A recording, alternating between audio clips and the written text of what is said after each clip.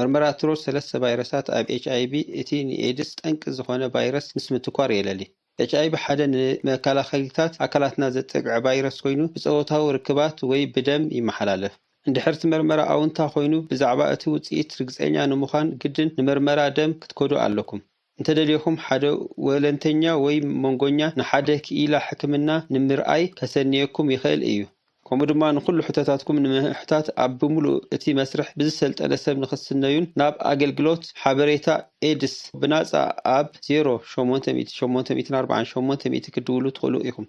ምስ HIV ብፅቡቕ ንምንባር ክትወስድዎም እትኽእሉ ሕክምናታት ኣለዉ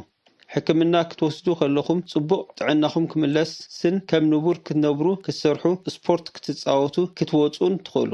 ነቲ ሕክምና ነመስግን HIV ዘለዎም ሰባት ነቲ ቫይረስ ናብ ፀወታዊ መጻምዶም ኣይመሓላልፍዎን እዮም ከምኡ ድማ ነቲ ቫይረስ ናብ ደቆም ከይመሓላለፉ ወለዶ ክኾኑ ይኽእሉ እንድሕር እቲ መርመራ ኣለታዊ ኮይኑ ንገዛእ ርእስኹም ንምክልኻል መፍትሒታት ኣለዉ እቲ ካብ HIV ከምኡ ድማ ካብ ካልኦት ብፀወታዊ ርክብ ዝመሓላለፉ ሕማማት ዝከላኸል ኮንዶም ፔሪፕ እቲ ቫይረስ ናብቲ ኣካላት ንኸይኣቱ ብምዕጋት ካብ HIV ዝከላኸል መድሃኒት እዩ ፔሪፕ ብሓኪምኩም ክእዘዝ ወይ ኣብ ማእከል ፀወታዊ ጥዕና ወይ ሆስፒታል ብናፃ ክርከብ ይከኣል ብናፃ ኣብ ፋርማሲታት ብትእዛዝ ዶክተር ይርከብ ዝያዳ ንምፍላጥ ምስ መርማሪ ተዘራረብ ወይ ናብ ኣገልግሎት ሓበሬታ ኤድስ ደውሉ